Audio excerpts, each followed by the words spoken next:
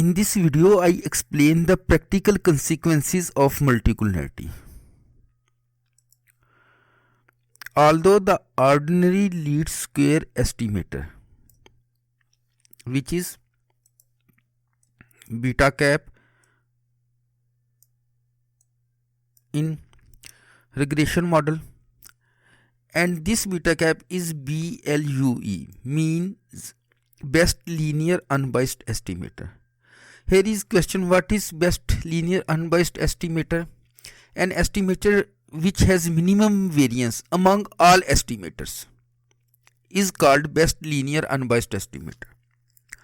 So ordinary least square is best linear unbiased estimator, but in case of presence of multicollinearity, its variance and covariance large, which make precise estimation difficult. In the presence of multicollinearity, it is impossible to estimate precisely beta cap because of large variance and covariance. These are the mathematical formulas. If your estimator is beta 2 cap, its formula is, this is the two variable regression model, in which one is dependent variable and two is independent variable. Variance of beta 2 beta 3 cap sigma square summation x3 I square 1 minus r23 square, and this is the formula of covariance.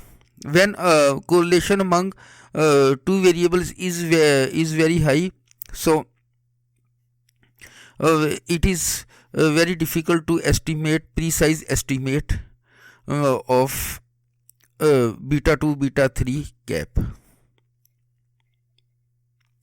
Second consequences: in the presence of multicollinearity, confidence interval tends to much wider, and this wider confidence interval enhance the probability to accept null hypothesis, means the population coefficient is 0. So its probability to accept true null hypothesis or true population coefficient is very high in the case of presence of multicollinearity, because its confidence interval is very high. You can learn this from this figure. R23 correlation among two variables. So here is y-axis shows the variance of beta 2 cap, and this is the correlation. On x-axis lies correlation and variances. As you know, this is the graph. When correlation is high, confidence increases with great extent. So as your confidence interval increases, so lot of chances to commit error, and there is a great probability to accept true population coefficient. Because of the large standard error, confidence of relevant population parameter tends to be large. Here is its theory. You can read. In case of high multicollinearity, the sample data may be compatible with a diverse set of hypotheses. As I explained earlier, you can read it. Third consequences: the T ratio of one or more coefficient tends to be statistically insignificant. Here is the formula of T. Suppose our estimator is beta 2 over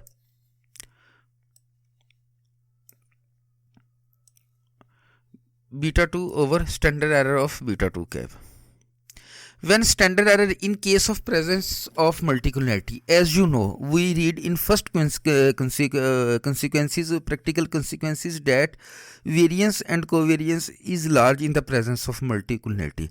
When you have large value in denominator, standard error is very high because there is multicollinearity, so its T ratio is very small. So when the value of T ratio is very small, in case of high multicollinearity, the standard error increased dramatically. T value is small. In such case, increase to accept the relevant true null hypothesis. This is the important line: accept relevant true population value when it is 0. How is it is possible? Because our hypothesis is H naught is equal to beta 2 is equal to 0, and alternative hypothesis is it is not equal to 0.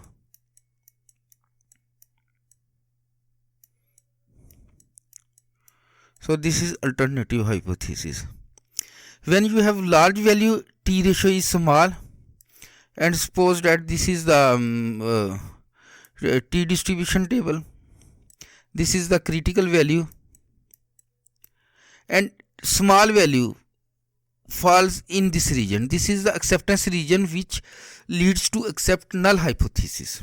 As the value of t increases, there is greater than chance to lie in this portion, which is the rejection portion, mean we reject H naught. So with smaller value, there is a great probability to accept null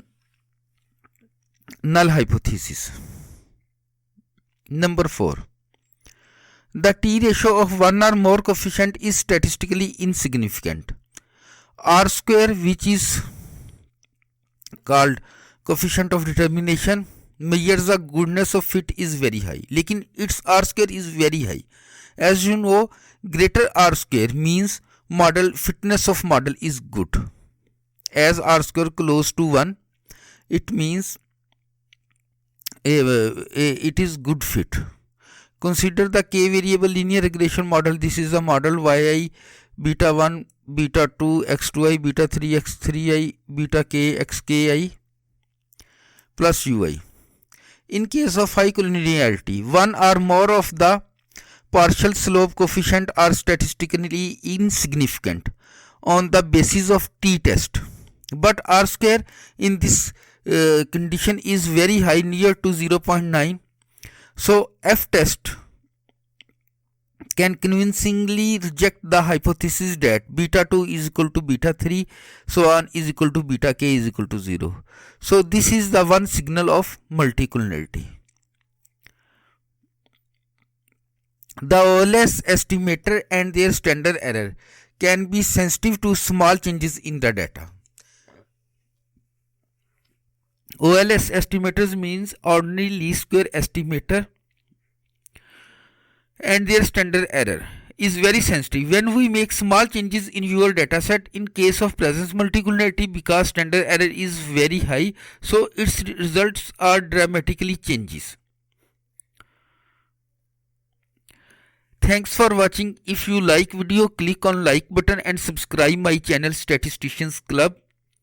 I also have a playlist on multicollinearity constituting of 9 videos which constitute types of data, concept of multicollinearity, mathematical proof of estimators. You can click and watch this playlist. Thanks again.